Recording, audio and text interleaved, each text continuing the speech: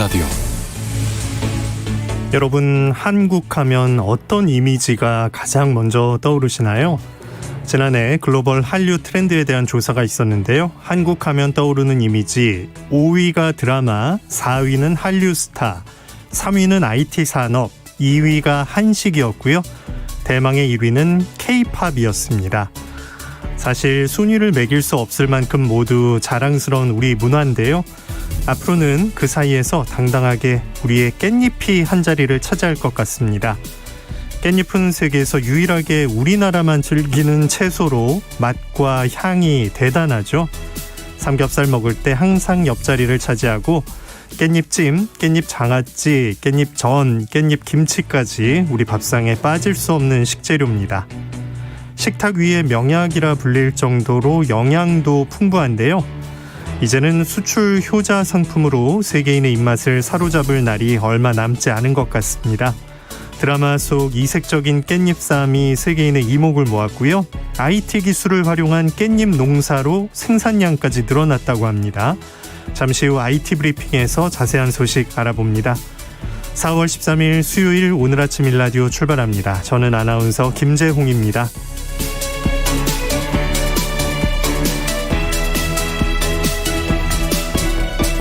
오늘 아침 일라디오 생방송으로 여러분과 함께 만들어갑니다. 단문 50원, 장문 100원 드는 유료 문자 샵 9730 이용하실 수 있고요. 유튜브에서 KBS 일라디오 공식 채널 검색하고 들어오시면 채팅창에 참여하실 수도 있습니다. 자, 오늘도 새농퀴로 시작합니다. 퀴즈 정답 맞춰주신 분들 가운데 20분께 선물 드리고 있는데요. 농촌진흥청에서 제공하는 웰빙 혼합 잡곡 세트, 모바일 커피 쿠폰 등 풍성한 선물 드리도록 하겠습니다. 자, 그러면 이번 주 새농퀴 세 번째 힌트 지금 나갑니다.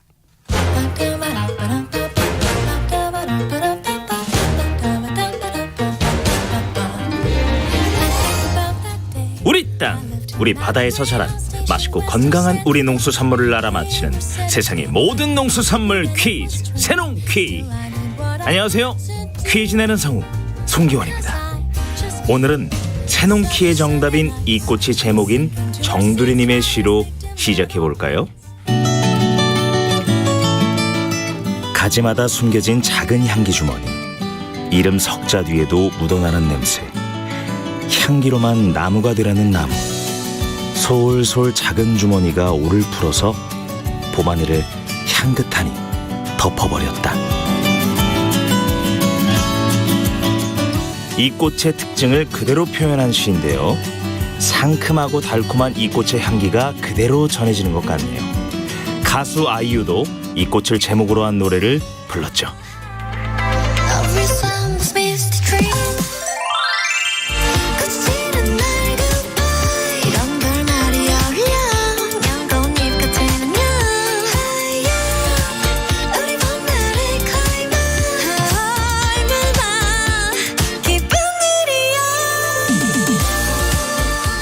어린 시절 추억 속에서도, 지금 살고 있는 집 앞 공원에서도, 섬유 유연제의 향기 속에서도, 또 이 꽃을 활용한 우리 전통주에서도 만날 수 있는 꽃. 이 꽃은 색마다 다른 꽃말을 가지고 있는데요. 오늘은 붉은 꽃의 꽃말, 친구의 사랑을 떠올려 보고 싶네요. 정답 세 글자죠. 끄듬절은 락입니다. 자, 정답 아시는 분들은 단문 50원, 장문 100원이 드는 유료 문자 샵 9730으로 보내주세요. 20분께 행운의 선물 드리겠습니다. 유익한 정보와 살아있는 이야기가 있습니다. KBS 오늘 아침 일라디오. 해외 농업 소식 조윤주 외신캐스터 나오셨습니다. 안녕하세요. 네, 안녕하세요. 네. 세계 곳곳에 물가가 진짜 걱정인데 네. 지금 전쟁이 2차 대전 이후 최악의 식량 위기를 일으키고 있다, 이런 주장이 나왔다고요? 네, 맞습니다. 유럽의 빵바구니 이런 별명까지 있는데요. 우크라이나에서 전쟁이 발생하면서 2차 대전 이후 최악의 식량 위기가 지금 나타날 가능성이 있다고 뉴욕타임즈가 전했습니다. 네. 뉴욕타임즈는 전쟁의 직격탄을 맞은 우크라이나 농장주들을 직접 인터뷰한 취재 기사를 실으면서 식량 위기에 굉장히 좀 절박함 이런 것들을 지금 보도를 하고 있습니다. 6주 동안에 러시아군이 무차별적으로 우크라이나를 공격했고요. 그리고 이제 사회 기반 시설 파견된 거 말할 필요도 없고 많은 사람들이 목숨을 잃었습니다. 이런 가운데 러시아군의 공격으로 이 곡물 수확은 마비가 됐고 저장고 수확된 곡물마저 완전히 파괴되면서 전 세계 식량 공급이 위협을 받고 있는 겁니다. 네. 취재해서 낸 기사인데 피해 규모도 좀 파악이 됐을까요? 네, 일단 우크라이나 농무부 장관에 따르면은요, 러시아가 우크라이나 공격을 시작한 2월 말부터 지금까지 곡물 수출 손실액이 15억 달러, 우리 돈으로 1조 8천억 원 넘어섰다고 합니다. 예. 현재 6대 저장 창고가 모두 러시아 공격으로 파괴됐다고 하는데요. 뉴욕타임즈 보도에 따르면 우크라이나 농민들 역시 연료, 비료, 인력 부족을 호소하고 있습니다. 주요 곡물 수출국인 러시아도 우크라이나 침공에 따른 서방 국가의 제재 때문에 공급을 크게 줄였습니다. 그래서 유엔에서는 2차 대전 이후 목격한 적이 없는 글로벌 식량 위기가 발생할 수 있다고 경고한 바 있습니다. 게다가 이 전쟁통의 올봄 파종기를 놓쳐서 다음 수확기에 흉작이 될 가능성이 상당히 높은데요. 우크라이나 총리에 따르면 올봄 파종기는 한 20% 정도 이제 감소할 것으로 파종이 20% 줄어들 것 같고요. 러시아군이 주요 농장을 공격해서 농기계 연료 창고가 파괴됐다고 그렇죠. 합니다. 공격을 덜 받은 농경지의 경우에도요. 흑해 항만이 막혀서 연료, 비료, 씨앗이 부족하고 우크라이나 정부가 지난달 실시한 설문에 따르면 농장주들이 보유한 연료가 올봄 파종기의 필요분의 20%에 불과하다고 대답했습니다. 네. 아까 저장고가 많이 파괴됐다고 했는데 남아있는 것들도 지금 항구 봉쇄로 수출길이 막혀 있는 거잖아요. 네, 그렇습니다. 뉴욕타임즈는 우크라이나에서 공격 피해를 받지 않은 저장고는 수출길이 막혀서 그냥 그대로 곡물들이 가득 차 있다고 전했습니다. 러시아가 우크라이나 주요 수출로인 이 흑해 항만을 차단하면서 이 화물 열차 실을 물자가 점점 줄어들고 있는 상황이고요. 그렇다고 트럭으로 수송을 하려고 하더라도 운전 인력이 대부분 전쟁터에 가 있기 때문에 운전할 사람이 없다고 합니다. 네. 일단 우크라이나 측에서도 자국민의 식량 공급이 먼저이기 때문에 거기에 우선순위를 두고 일부 곡물은 수출하지 않고 있습니다. 우크라이나는 이 세계 4대 곡물 수출국이고요. 이 중에서 98% 거의 대부분을 흑해를 통해서 수출하는데 러시아 침공 때문에 흑해가 봉쇄되자 철도를 통한 돌파구를 마련하라고 하는데요. 하지만 배로 한꺼번에 싣는 거랑 열차로 옮기는 거 양 차이가 굉장히 크잖아요. 예. 그래서 이게 좀 턱없이 부족한 상황이고 또 국가마다 철도 라인이 조금 다르기 때문에 이것 역시 연결하는데 문제가 있어서 화물 열차들도 옴짝달싹 못하고 있는 상황이라고 합니다. 네. 로이터 통신 보도에 따르면 이 곡물, 식용유, 철광석을 실은 화물 열차가 1,320량 정도가 이 폴란드와 마주하고 있는 국경마을에 대기를 하고 있다고 하는데요. 이 국경마을은 이조우라는 곳인데 폴란드 그단스크 항구로 가는 관문 역할을 한다고 합니다. 이조우 외에도 폴란드 등으로 가다가 서부 국경에 발이 묶여있는 우크라이나 화물 열차가 2만 량이 넘는다고 하니까 상당히 많은 물자들이 지금 국경 지역에 묶여있는 상황인 것 같습니다. 네. 세계 곡물 가격이 오를 수밖에 없겠네요. 네, 맞습니다. 우크라이나 영토의 70%는 곡창지대고요. 국내 총생산 GDP의 10%가 농산물에서 나오는 겁니다. 우크라이나는 옥수수, 밀을 주로 수출하고 있고요. 해바라기 식용유는 세계에서 가장 많이 공급한 나라가 우크라이나입니다. 지난주 농업부 관계자에 따르면 수출길이 막혀서 우크라이나에는 옥수수가 1,300만 톤, 밀은 380만 톤 정도 있다고 합니다. 로이터 통신도 최근 보도를 보면 우크라이나 3월 곡물 수출량이 2월과 비교해서 4분의 1 수준으로 급감했고요. 작년 3월과 비교해서는 10분의 1 수준에 불과하다고 합니다. 우크라이나 경제부에 따르면 3월 옥수수 수출량은 110만 톤이고 밀은 30만 9천 톤, 해바라기도 11만 8천 톤 이렇게 나왔습니다. 네. 우크라이나 대통령이 우리 국회 화상연설로 지지를 좀 해달라고도 했는데 무기를 좀 보내달라는 거였잖아요. 네, 한국전쟁 얘기를 하면서 그런 얘기 했는데 그건 사실 좀 평화협상으로 빨리 해결이 돼야 되는데 지금 네. 벌써 6주가 넘어가는데 진짜 파종기가 이게 놓치게 네. 되면 앞으로 더 수확량이 급감할 거고 네. 걱정이네요. 네, 그럼 또 국제사회에 나올 수 있는 곡물량이 더 줄어들겠죠. 작년 절반 수준 정도 될 거다. 뭐 이런 전망이 나오면서 전 세계적인 식량 인플레이션, 에그플레이션 심화가 더 우려가 더 커지고 있습니다. 블룸버그 통신은 전문가들이 옥수수를 비롯해서 우크라이나 주요 곡물 생산량이 뭐 적게는 30%, 많게는 55% 감소할 걸 전망을 했는데요. 우크라이나 농업 컨설팅 업체 측에서도 올해 옥수수 수확량이 작년에 절반 수준에 미치지 못하는 그런 양이 될 거라고 전망했습니다. 이외에도 해바라기, 밀 등의 수확량도 크게 줄어들 것을 전망했고요. 우크라이나 농가는 이제 막 옥수수나 해바라기 같은 작물을 심기 시작했는데 네. 지뢰에 대한 우려와 연료, 비료 부족 때문에 작업이 원활하지 못하다고 합니다. 우크라이나 곡물 유통업체 관계자는 공급망이 제대로 작동하지 않아서 일부 농민들은 여전히 종자, 비료를 구하지 못하고 있다고 현실을 전했습니다. 네. 자, 미국에서 가축 분뇨 구하기가 쉽지 않다고요? 네. 어째서 그렇죠? 지금 이 우크라이나 전쟁 때문에 비료값이 상승하자 미국에서 덕달아 이 가축 분뇨 가격이 급등하고 있는 겁니다. 농민들은 비료를 쓸 가축 분뇨를 구하기 위해서 대기자 명단에 이름을 올리고 있고요. 이 가축 분뇨를 운반한 장비 업체는 지금 호황을 누리고 있습니다. 예. 로이터 통신은 예전에 축산농가는 가축 배설물을 철액해서 상당한 비용을 지불하고 처리를 했었는데 최근에 일부 농가는 가축 분뇨를 곡물 농가에 판매해서 수익까지 올리고 있다고 합니다. 미국 아이오와주에 있는 축분 관련 회사는요. 더 팔고 싶지만 현재 가축 분뇨 수요를 충족시키기에 충분하지 않다라고 시장 상황을 설명했습니다. 그리고 네브라스카주에 있는 농업 컨설턴트의 말에 따르면요. 가축 분뇨가 인기 있는 소비재가 됐다라고 말하면서 양질의 고용 분뇨가 톤당 값이 예년에는 5에서 8달러 정도 됐는데 지금은 2배 가까이 올랐다고 설명했습니다. 더 많은 미국의 농부들이 연말까지 분뇨를 공급하기 위해서 대기 행렬에 동참할 것 같다라고 전했습니다. 네. 다만 이렇게 가축 분뇨에 대한 수요가 급증함에도 불구하고 가축 분뇨 사용이 우리가 지금까지 많이 쓰는 합성 비료를 대체할 수준은 아니다라고 설명을 하고 있습니다. 급한 대로 구해서 쓰는 거군요. 네, 맞아요. 네. 2월 이후에 미국 내 퍼진 조류 인플루엔자 탓에 2,200만 마리가 넘는 가금류가 이미 살처분 다 됐고요. 또 돼지 관련 질병, 사료비용 증가 때문에 미국의 돼지 마리수가 최근 5년간 최저 수준까지 떨어졌기 때문에 가축 분뇨에 대한 이 수요가 당분간 계속 이어질 거라는 전망이 우세하다고 합니다. 네. 네. 자, 중국 자국 식량 안보를 강조하고 있는데 콩 생산 확대에 열을 올리는 모양이네요. 네.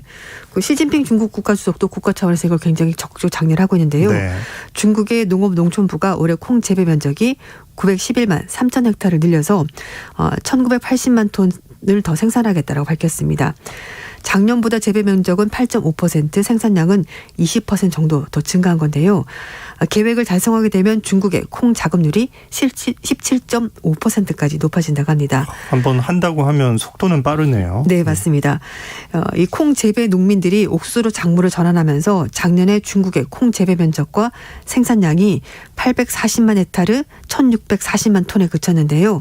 2020년 대비 각각 15%, 16.3% 감소하면서 지난해 콩 작업률이 좀 떨어졌습니다. 반면에 콩 소비량은 연평균 8.3% 증가하면서 수입 의존도가 더 커지고 있는데요. 중국은 작년에 콩 소비량이 1억 1,291만 톤 가운데 거의 대부분을 브라질, 미국에서 수입했습니다. 중국에서 콩은 대부분 가축 사료, 식용유를 만드는 데 쓰입니다. 네. 밀과 옥수수 수입 비중이 10%를 밑도는 고려하면 콩 작업률을 높이는 것이 중국이 지금 해결해야 되는 가장 시급한 과제 중에 하나인데요. 수입 콩의 93%가 사료용이라서 국제 시세 변동에 따라서 돼지고기 가격이 크게 움직일 수 있기 때문입니다. 이에 대해서 중국의 관계자는 작년 말에 각 지방정부의 대두 그리고 유료작물 확대가 2022년 주요 정책 임무라면서 콩 경작지를 회복하는 것이 최우선 과제다 이렇게 강조했습니다. 네. 전 세계적으로 우유 생산량이 감소하고 있다 이런 조사 결과가 나왔다고요? 네, 그렇습니다. 최근 영국의 농업원예개발공사가 발표한 자료인데요. 지난 2월 달에 세계 원유, 그러니까 우유의 원료가 되는 원유 생산량이 전년 대비 1.8% 줄었고 특히 유럽연합, 뉴질랜드에서 가장 큰 감소세를 보였다고 설명했습니다. 이 북반구 국가에서 본격적인 원유 생산 시즌이 시작되고 있음에도 불구하고 이 오세아니아 지역의 날씨가 좀 악천후가 이어지면서 생산은 물론이고 사료 품질에도 영향을 미쳤기 때문이라고 합니다. 게다가 생산비가 크게 올라가면서 유럽연합, 영국 등 미국의 원유 생산량도 계속해서 줄어들고 있는 추세라고 하는데요. 영국의 경우에 작년에 11월 이후 사료작물 수확량 감소, 인력난 때문에 착유 횟수가 줄어들었고요. 생산비 상승 때문에 원유 생산량, 3월달 원유 생산량이 전년 동기 대비 3.8% 정도 줄었다고 합니다. 인력난 문제도 있네요. 네, 그렇습니다. 아유, 계속 아까 곡물 얘기했는데 유제품 가격도 오르겠어요? 네, 맞습니다. 러시아 우크라이나 전쟁 때문에 사료 부족 현상 계속 일어나고 있다고 말씀드렸고요. 또 농업 정책 개정과 인력난 장기 때문에 세계 원유 생산 지속적으로 이제 영향을 미치면서 거기에 연동돼서 이제 유제품 가격까지 같이 오르고 있는데요. 지난 1월달에 실시됐었던 세계 유제품 경매에서 유제품 가격은 2주 전 대비 5% 넘게 상승하면서 2014년 3월 이후 최고치를 기록했습니다. 체다 치즈가 전장 대비 10% 넘게 올랐고요. 버터는 6% 가까이, 전지 분유도 5.7%, 탈지 분유 4.7% 이렇게 올랐다고 합니다. 네. 우리나라에도 영향이 있겠죠? 네, 맞습니다. 유제품 가격 상승세가 당분간 이어질 거라는 예상이 나오면서 우리나라에도 그 여파가 있을 것 같습니다. 이 원재료에 대한 해외 의존도가 높은 치즈 제품의 경우 메일 유업이 15년 만에 처음으로 가격을 3.9에서 10%까지 올렸고요. 남양 유업도 역시 가격 인상을 예고를 하고 있는 상황입니다. 업계에서는 우크라이나 사태 때문에 곡물 수급의 문제가 장기간 지속될 걸 전망이 되는 데다가 유제품이 다양한 식품에 원료로 사용되는 만큼 추후에 국내 유제품 시장뿐만 아니라 식품업계 전반에 걸쳐서 가격에 영향을 미칠 것으로 시장은 보고 있습니다. 네. 해외 농업 소식 조윤주 외신캐스터와 함께했습니다. 고맙습니다. 네, 감사합니다.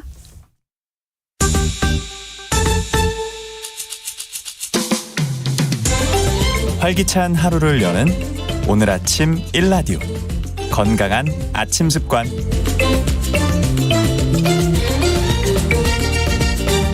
안녕하세요. 오늘 아침 힐링타임. 저는 필라테스 하는 방송인 양정원입니다. 잘못된 자세나 스트레스로 목에 통증이 있는 분들께 특히 좋은 목 좌우 스트레칭. 함께 해보실까요? 가장 기본적인 동작이지만 목, 어깨 근육 뭉침을 풀어주고 유연하게 해주는 동작입니다. 자, 먼저 머리를 오른쪽으로 지그시 기울여주세요. 손이 자유로우신 분은 오른손으로 머리 반대쪽을 감싸고 오른쪽으로 당기듯이 지그시 눌러주세요. 이때 왼쪽 어깨가 따라 올라가지 않게 주의해주세요. 하나, 둘, 셋, 넷, 다섯. 이때 귀가 어깨에 닿는 느낌으로 쭉 늘려주세요. 자, 이제 왼쪽으로도 천천히 머리를 기울여 목을 늘려볼게요. 하나, 둘, 셋, 넷, 다섯. 가능하시면 좌우 5초간 3회씩 반복해주세요. 오늘도 여러분의 건강한 하루를 응원합니다. 저는 양필라 양정원이었습니다.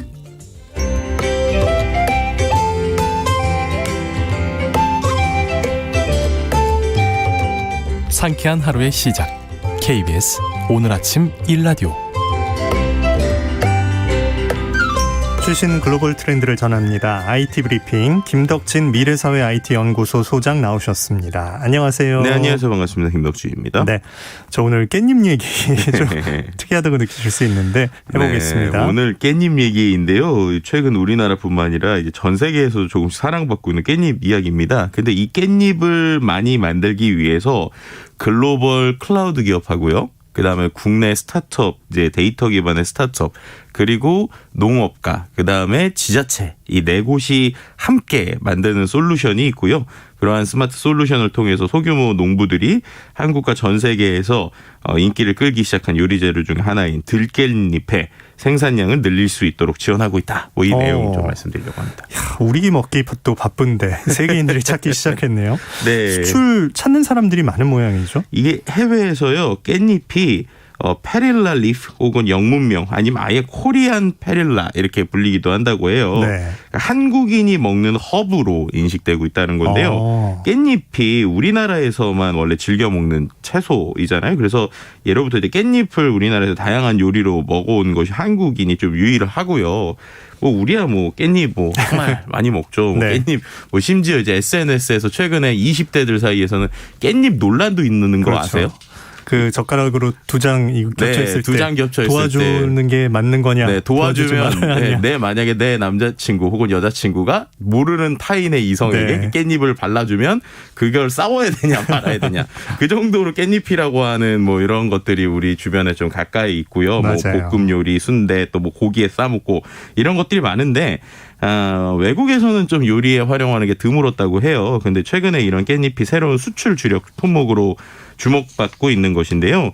실제로 이제 우리나라 농림축산식품부에서 한국산 파프리카, 딸기, 포도 등과 함께 깻잎을 이 새로운 수출 주력으로 상품으로 육성하겠다는 의지를 2019년에 발표한 바가 있습니다. 네. 그리고 나서 이제 일본에서는 실제로 이 깻잎이 기능성 표시 식품으로 등록이 됐대요. 그래서 꽃가루 알레르기에 좋은 성분을 인정받아서 그러다 보니까 일본에서도 조금씩 이제 깻잎이 이제 수요가 늘고 있다고 하고요. 이제 말씀드린 것처럼 한국산 깻잎 포장에는 뭐 이 상품에는 로즈마린산이 포함된다. 뭐 로즈마린산은 꽃가루나 먼지 등의 불쾌감을 낮춰준다는 내용이 보고된다. 뭐 눈에 불쾌감을 느끼는 건강한 사람에게 적합합니다.라고 하는 기능성 표시 문구가 적힌 이제 판매가 되고 있다고 합니다. 우리나라에서는 뭐 깻잎의 로즈마리산 성분이 잘 알려지지 않았지만 일본에서는 꽃가루 알레르기 환자가 좀 많아서 이런 것들 때문에 좀 어떻게 보면 건강을 위해서 또 먹게 되는 이러한 것이 깻잎의 좀 특징이라고 볼 수 있을 것 같고요. 좀 낯설어도 그거 건강 생각해서 손이 가겠네요. 그렇죠. 예. 그리고 또 일본 내 K-드라마 높은 인기도 깻잎 수요에 좀 영향을 미치는데 역시 우리나라에서도 깻잎 제일 맛있게 먹는 것 중에 하나 고기에 싸 먹을 때이잖아요. 그 장면을 보면 꼭 등장하니까 그렇죠. 신기하겠네요. 네, 그렇게 되고요. 또 이제 외국인들에게 아무래도 이 생소한 향과 맛이다 보니까 처음에는 뭐 까끌까끌한 표면 같은 거 그리고 이런 강렬한 향에 흠칫 놀라는데 마치 그 생각해 보시면 우리나라에서도 최근에 베트남 쌀국수 이런 거 많이 드시면서 고수라고 하는 것들이 있잖아요. 맞아요. 이 고수도 또 향과 맛을 한번 느끼신 분은 계속 이제 먹게 되는 것처럼 이 깻잎도 특유의 향과 맛으로 고기 잡내를 없애준다는 장점이 있고 이런 것들 때문에 또 한번 맛을 보게 되면 이런 것들에 대해서 좀 관심이 높아지는 것 같습니다. 네. 특히 전 세계에서 이제 이국적 요리, 그러니까 에스닉 푸드가 좀 트렌드로 잡으면서 이러한 깻잎에 대한 관심들이 많아지고 있다. 뭐 이렇게 설명드릴 수 있을 것 같아요. 까끌까끌한 게 싫으면 뒤집어 먹으면 되죠. 접어서 먹어도 되고. 그렇죠, 예. 그렇죠. 근데 이게 이제 인공지능과 결합한다는 게 흥미로운데 네. 그 키우는 분들을 돕는다는 뜻이겠죠? 네, 실제로 이제 그럼 깻잎을 이제 키우게 되는 뭐 비닐하우스나 이런 데들을 좀 가보면 현장에 좀 문제점이 있다고 해요. 실제로 한국 금산군의 한 농부의 어떤 그 수학 과정을 실제로 관찰을 좀 해봤는데 몇 년 동안 자신의 농장에 있는 5개 온실을 왔다 갔다 하면서 하루에 상당 부분을 하시는 게 창문을 열고 닫는 일이라고 해요. 네, 왜냐하면 이게 시간이 많이 걸리고 반복적일 수도 있지만 매일의 온도, 습도 변화로부터 작물을 보호하는 거의 유일한 방법이었다고 해요. 왜냐하면은 계속 이제 관리가 잘 돼야 되는데 그런 부분 때문이었는데 또 이것도 신뢰할 수가 없었던 부분이 있었어요. 왜냐하면 본인의 경험이나 다른 사람의 조언 혹은 일기예보에 의존해서 하는데 계속 그렇게 창문을 열었다 닫았다 하는 것들이 이제 시간도 오래 걸리기도 변수들도 많잖아요. 그러다 보니까 가끔씩은 아침에 오셨는데 실제로 이제 들깻잎이 시들어 있는 이런 모습들 때문에 이제 속이 좀 많이 상하셨다고 합니다. 근데 최근에 이런 것들을 보고 더 이상 뭔가 이렇게 근거 없는 추측 혹은 불필요한 움직임을 하지 않고도 창문을 자동적으로 일단 열어주는 이런 시스템이 생긴 것이고요. 그러니까 이게 창문을 여는 게 별거 아닌 것 같지만 이제 말씀드린 것처럼 전체적으로 큰 이 어떻게 보면 여러 개의 비닐하우스에 있는 것들을 열었다 닫았다 하는 것들이 상당한 또 노동력이 들잖아요. 이런 것들을 수동적으로 할 필요 없이 스마트폰의 앱에 추천을 받은 다음에 또 이제 앱에서 자동으로 환기를 최적화시켜주는 시스템이라고 보시면 될 것 같고 이 시스템을 만들기 위해서 글로벌 클라우드 회사 그리고 이제 국내 스타트업들이 같이 스마트 온실 시스템을 만들었다. 뭐 이렇게 설명드릴 수 있을 것 같습니다. 야, 혼자 하실 때는 이제 이쪽 저쪽 그 차이도 시간상으로 많이 났을 거 아니에요? 그렇죠. 동시에 간편하게 만든 건데 어떤 방식으로 구체적으로 구현이 됐습니까? 네, 이게 이제 실제 현장의 영상과 사진을 봤더니 상당히 흥미로웠어요. 어떤 게 흥미롭냐면 일단은 우리가 알고 있는 비닐하우스 위에 천장 있잖아요. 천장. 네. 천장에 레일이 있습니다. 근데 그 레일에 어떤 게 계속 왔다 갔다 하거든요. 근데 그게 뭔가 해서 봤더니 그게 카메라예요. 그러니까 카메라가 계속 레일 우리가 마치 축구 볼 때 보면 계속 레일을 따라 카메라가 다니잖아요. 그런 것처럼 자동으로 위에서 카메라가 계속 다니면서 뭐를 하는 거냐? 실제 깻잎의 상태를 계속 확인하는 거예요. 그래서 이제 딥러닝 기능을 활용해서 이제 깻잎의 어떤 습도나 온도 같은 걸 계속 이제 레일을 돌아다니면서 학습을 하고 있고요. 그것뿐만 아니라 이제 고정적으로 이제 그 있는 카메라들 그리고 센서들이 이제 같이 공중에 달려 있습니다. 그리고 이제 제가 이제 와우 했던 것 중에 하나는 이 우리가 이제 비닐 하우스의 그 위에다가 햇빛을 좀 차단하기 위해서 검은색으로 이런 차단막 같은 걸 씌우기도 하잖아요.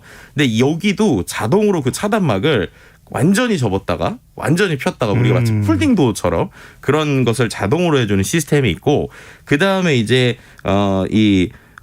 비닐하우스 안에다가 실제 온도를 조절해 줄 수 있는 뭐 팬이라든가 아니면 환풍기 뭐 이런 것들에 대한 자동화가 다 되어 있어요. 그럼 그 상태에서 어떻게 되느냐? 실제로 지금 밖의 온도랑 안의 온도의 그 어떤 차이들을 계산을 하면서 어느 수준이 됐다라고 하면은 이제 창문 열듯이 한 번에 모든 기기들이 자동으로 혹은 설정해 놓은 데서 오픈을 누르게 되면요. 창문, 그 다음에 환기구, 그 다음에 거기에는 팬이 한 번에 같이 돌게 됩니다. 네. 그렇게 되면서 마치 한순간에 열을 빼주는 뭐 이런 기능들이 나오면서 온도를 최적화해 주기도 하고요.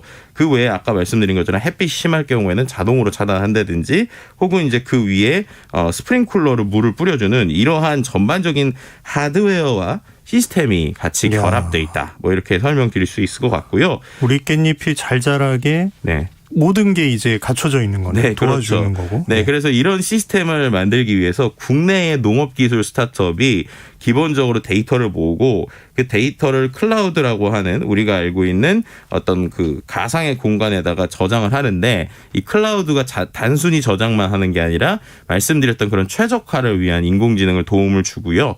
그 다음에 이제 금산구 지방자치단체가 이제 지원을 함께 받아서 시범 사업으로 지금 진행되고 있는 솔루션이라고 볼 수 있을 것 같습니다. 그래서 뭐 여기에서 말씀드렸던 것처럼 움직이는 카메라, 뭐 들깨 잎의 이미지를 수집하는 카메라, 그다음에 토양 상태, 기온, 습도, 뭐 일사량, 뭐 풍속 방향, 강우량, 기타 작물 관련 통계 같은 모든 실시간 데이터를 수집하는 센서들이 같이 있다라고 볼 수 있을 것 같습니다.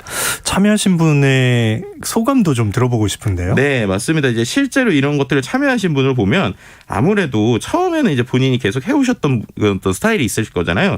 그래서 이런 게 처음엔 낯설었는데 오히려 농업에 대해서 생각하는 방식 자체가 변화했다 이런 얘기를 하시더라고요. 왜냐하면 처음엔 적응이 어려웠는데 과정이 생각보다 쉬웠고 결과가 지금까지 인상적이어서 급변하는 시대에 좀 발맞출 때 이런 기술이 농업에 필요한 것 같다 이런 생각을 했다고 합니다. 네. 야, 이게 비용 면에서는 어떨까요? 이게 비용이 그럼 이제 이거 상당히 많이 드는 거 아니야 이렇게 생각하실 수 있을 것 같은데요. 카메라가 천장에서 계속 돌아다닌다고 하니까. 네, 그러니까 저도 보고 이거 돈 많이 들겠다 이런 생각을 했었는데 말씀드린 것처럼 이 프로젝트가 금산군을 포함한 지방 이제 지자체, 지방 당국의 자금 지원 좀 받았고요. 그리고 이제 파일럿을 통해 가지고 아까 말씀드린 대로 우리나라 스타트업 기업이 들깨잎의 가장 중요한 성장 요인을 파악하는 아이디어를 얻는 방식으로 이미 좀 검증이 된 거예요. 그러니까 지금에 있는 핵심 이제 우리로 좀 알고리즘처럼 핵심 이러하면 성장에 중요하다는 걸 알았으니까 좀 더 최적화되어 있는 장치를 하게 되면 최소한의 비용만 지출하고도 들깨잎 생산을 최대화하고 또 궁극적으로 소득을 증가시킬 수 있는 이런 솔루션이라고 보시면 될 것 같고요. 이런 것들을 또 계속적으로 부산에 있는 혁신센터와 함께 개선하고 계속 성능을 높이는 데도 같이 연구하고 있다고 합니다. 수확이 좋아질 거란 믿음이 있으니까 그렇죠. 투자 지원 받을 수 있을 때 투자하는 게 좋겠네요. 그러니까요. 야, 이런 시스템 앞으로 어디까지 확대될 수 있을까요? 실제로 지금 목표는 한 2,000개 정도의 농장까지를 이거를 이제 확대를 시키겠다. 그리고 농부님들의 귀중한 시간을 절약하는 것도 중요하지만 결국 생산성이 5% 이상을 더 높이는 것을 지금 목표로 하고 있어요. 그래서 이런 노력을 통해서 스마트팜과 지능형 제어 시스템의 보급을 조금 이제 지자체에서는 장려하고 있는 상황이고요. 성공하게 되면 오히려 이 지역이 세계 최대의 들깨잎 생산지가 될 수 있기 때문에 이런 것들에 대한 기대 그리고 지금 이 솔루션을 만든 스타트업은 한국뿐만 아니라 이 아이디어를 갖고 아시아 전역까지 우리가 활용할 수 있지 않을까라고 하는 기대감들도 같이 가지고 있는 상황입니다. 야, 소문나고 이제 명성을 얻으면 그렇죠. 더 좀 잘 퍼져나갈 수 있겠네요. 네. 네, 최신 글로벌 트렌드를 알아보는 IT 브리핑 김덕진 미래사회 IT 연구소 소장과 이야기 나눴습니다. 오늘 고맙습니다. 네, 감사합니다. 자, 오늘 날씨 알아봅니다. 전국이 대체로 흐린 가운데 대부분 지역에 단비가 내리겠습니다. 아침 기온은 서울이 13도, 강릉 9도, 광주 17도, 부산 14도로 시작하고 있고요. 낮부터는 찬 공기가 밀려오면서 어제보다 10도 이상 크게 떨어지는 지역도 있겠습니다. 서울 낮 기온 14도, 춘천 14도, 대구 15도로 이르게 찾아온 더위가 한풀 풀릴 것으로 보입니다. 내일까지 예상되는 비의 양이 제주도엔 최고 60mm, 충청과 남부지방에도 5에서 40mm의 제법 많은 양의 비가 내리겠고요. 일부 지역에는 돌풍과 벼락이 동반되기도 하겠습니다. 금요일부터 대체로 맑은 하늘 회복하면서요. 예년 이맘때 수준의 봄 날씨가 이어질 전망입니다. 오늘 아침 일라디오 함께하고 계십니다. 지금 시각 6시 44분입니다.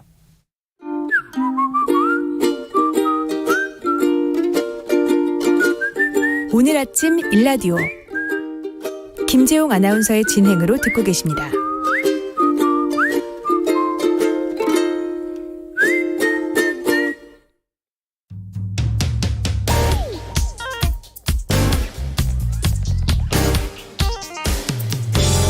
오늘 아침 뉴스 브리핑 정상근 기자와 함께합니다. 안녕하십니까? 네, 안녕하십니까? 네, 더불어민주당이 검찰개혁 법안을 처리하기로 했다고요? 네, 민주당이 검찰의 기소권과 수사권을 분리하는 검찰개혁 법안을 이달 내에 처리하기로 했습니다. 어제 오후 2시부터 시작된 민주당 의원총회는 4시간 넘는 격론이 오갔는데요.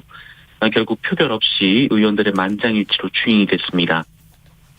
법안은 검찰의 수사권을 경찰의 직무상 범죄에 대한 걸 제외하고는 전부 분리하는 내용입니다. 다만 경찰에 대한 수사 시정 조치 요구 그리고 경찰 수사관 교체 요구 등 이 검사의 통제권은 유지하기로 했습니다. 대신 고위공직자 범죄수사처의 규모를 확대해서 부패범죄 수사 역량을 강화하고 기존 검찰과 경찰의 수사 기능을 대신할 이른바 한국형 FBI를 추진하기로 했습니다. 일단 가장 가까운 국회 본회의는 오는 15일 예정돼 있습니다만 이날은 지방선거 선거구 획정과 이 중대선거구제 확대 방안 등의 처리를 위한 본회의여서 처리가 어려울 것으로 보이고요. 이 문재인 정부의 마지막 국무회의가 열리는 5월 3일에 맞추려면 4월 말 처리가 유력한 상황입니다. 네, 국민의힘과 정의당 반응은 어떻습니까? 네, 국민의힘은 문재인 정부의 수사와 또 이재명 상임 고문에 대한 수사를 막기 위해 검찰의 힘을 빼려 한다면서 이것은 민주당의 자승자박이 될 것이다라고 강하게 비난했습니다. 또한 필리버스터 등 모든 수단을 총동원해서 법안 저지에 나서겠다라고 밝혔습니다. 정의당은 시기나 방식, 내용에 동의하기 어렵다면서 사실상 반대 입장을 밝힌 상태입니다만 이 정의당 당내에서도 검찰개혁이 필요하다는 지적이 있는 상황이어서 이 고심을 이어가고 있습니다.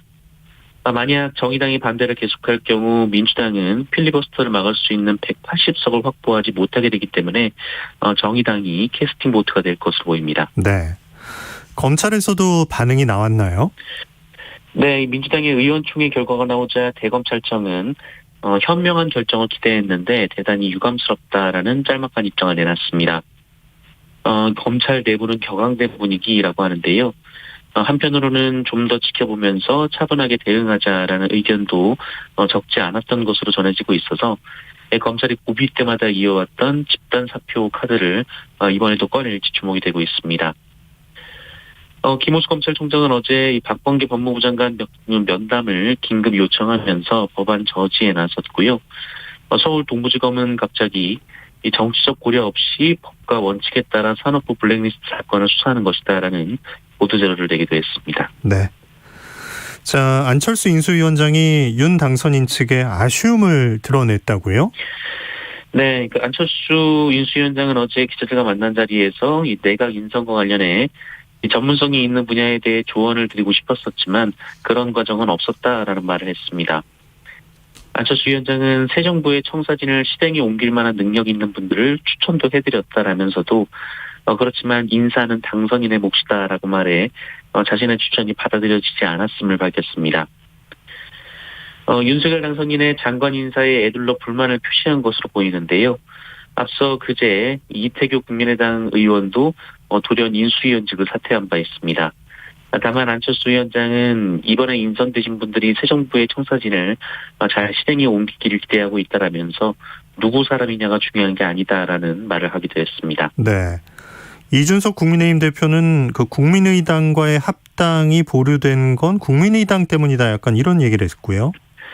네, 이 국민의힘 이준석 대표는 어제 국민의당 이태규 의원의 인수위원직 사퇴의 여파로 양당 간 합당 선언이 보류됐다라고 설명했습니다. 이준석 대표는 합당에 대한 내용이 거의 타결됐는데 이태규 의원의 사퇴로 합당 선언이 이루어지지 않아서 상당히 유감이다라고 말했습니다.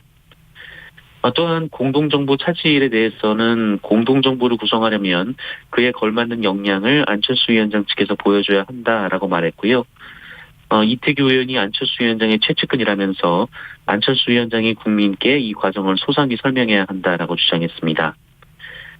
그러나 국민의당 측은 실무자선에서 내용을 정리한 것은 맞지만 양당 대표가 합당 선언 여부를 합의한 바는 없다라고 말했습니다. 네.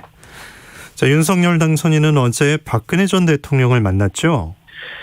네, 윤석열 대통령 당선인은 어제 대구 달성의 박근혜 전 대통령 사저를 방문해서 박근혜 전 대통령과 만났습니다. 권영세 인수위 부위원장 그리고 유영하 변호사가 배석한 자리에서 50여 분간 대화를 나누었다고 하는데요. 윤석열 당선인은 이 자리에서 과거 국정농단 특별검사로서 피의자였던 박근혜 전 대통령을 수사한 것에 대해 인간적인 안타까움과 마음속으로 가진 미안함을 말씀드렸다라며 사과했다고 밝혔습니다. 하지만 이에 대해 박근혜 전 대통령은 특별한 언급이 없었던 것으로 전해지고 있습니다. 다만 박근혜 전 대통령의 정책이나 업적을 계승하고 홍보하겠다라는 당선인의 발언에 대해서는 박근혜 전 대통령이 감사의 뜻을 나타냈다고 하고요. 또 윤석열 당선인은 박근혜 전 대통령을 취임식에 직접 초청하고 이에 박근혜 전 대통령은 가능하면 참석하도록 하겠다라는 입장을 밝혔다고 합니다. 네. 자, 한덕수 국무총리 후보자가 주미대사 시절에 예산을 좀 다른 용도로 사용한 정황이 나왔다고요? 네, KBS는 감사원이 지난 2010년 이 주미대사관을 감사한 결과 에너지 협력 외교 예산 7만 2천여 달러, 그러니까 우리나라 돈으로 약 9천여만 원을 목적과 다른 용도로 쓴 사실을 적발했다라고 보도했습니다. 당시 주미대사가 한덕수 국무총리 후보자였는데요. 주미대사관은 당시 이 예산으로 에너지 협력 외교와는 무관한 이 주재국 인사의 선물 구입 등에 활용했다라고 합니다. 여기에 특히 이제 대사관에서 차로 30분 거리에 있는 고급 골프 클럽에서 예산이 사용된 것으로 확인됐는데요. 여기서만 2천만 원의 돈이 사용됐다라고 합니다. 또 이런 예산 지출은 모두 12월 집중돼 있었는데요. 연말 예산 털어내기라는 지적도 나오고 있습니다. 네. 이에 대해 한덕수 총리 후보자는 대사관이 외교 행사를 위해 적법하게 골프장 회원권을 보유했다면서 대사가 아닌 공사들이 사용했다라고 밝혔습니다. 네. 네. 다른 장관 후보자들을 둘러싼 논란들도 조금씩 나오고 있죠? 네, 이종석 국방부 장관 후보자는 지난 2017년 합동참모본부 차장으로 재직을 했는데요. 서울 용산의 관사에 살면서 보유하던 아파트 2곳을 모두 전세로 줬었습니다. 이 중 서울 잠실 아파트는 전세 보증금 7억 원을 받았고 수원 광교 신도시 아파트는 6억 3천만 원을 받았었는데요. 그리고 이듬해 후보자의 큰딸이 서울 서당동의 5억 원대 아파트를 샀는데 이 부모인 후보자 부부가 1억 8천만 원을 빌려줬습니다. 관사 거주로 받게 된 전세 보증금 일부로 이 딸의 아파트 매입을 도와준 이른바 관사테크 의혹인데요. 이종석 후보자 측은 군의 업무 특성상 관사에 살 수밖에 없었다라면서 주택 보유나 증여 과정에서 불법은 없었다라고 주장했습니다. 이 다른 후보자들은 과거 기고문이 논란이 되고 있습니다. 이 정호영 복지부 장관 후보자는 여자가 남자보다 이력서 사진 포샵이 심하다라거나 성범죄자 제한 직업에 의료계가 포함된 것을 비꼬는 게시글에 동조하는 듯한 기고를 했었고요. 또 김현숙 여가부 장관 후보자는 성인지 예산이 국방 예산만큼 늘었다라고 했다가 또 가짜뉴스 논란에 휩싸였습니다. 네. 자, 코로나19 상황은 어떻습니까? 네, 어제 코로나19 신규 확진자 수는 21만 755명으로 주말 검사 건수 감소 영향이 끝나면서 확진자가 전날에 비해 11만 명 이상 크게 늘었습니다. 다만 지난주 화요일과 비교하면 5만 5천여 명 정도 줄었고요. 화요일 발표 기준으로는 한 달여 만에 가장 적은 수였습니다. 오늘도 어제보다는 적은 10만 명대에서 20만 명 초반의 확진자가 예상이 되고 있습니다. 위중증 환자는 1,005명으로 1,000명대 초반까지 줄었고요. 사망자는 171명이 나왔는데 하루 사망자 수가 100명대가 나온 것은 지난달 16일 이후 27일 만입니다. 한편 오미크론과 스텔스 오미크론이 합쳐졌다는 이른바 재조합변이 XL이 국내에도 유입된 것으로 나타났습니다. XL 재조합변이 감염자는 지난달 23일 확진 판정을 받았고요. 3차 접종까지 완료했으며 증상은 없는 것으로 파악됐습니다. 당국은 XL은 WHO에서도 오미크론으로 분류하고 있어서 특성 변화가 크지 않을 것이다라고 예상했습니다. 네. 자, 슬리퍼에서 유해 물질이 검출됐다고요? 네, 한국소비자원이 합성 수지로 만든 슬리퍼를 무작위로 정해서 조사했더니 20개 제품 중 무려 12개 제품에서 기준치가 넘는 유해 물질이 나왔습니다. 특히 기준치의 440배가 넘는 프탈레이트기가 나온 제품도 있었는데요. 이 프탈레이트기 가수제는 내분비계 교란 물질로 알려져 있습니다.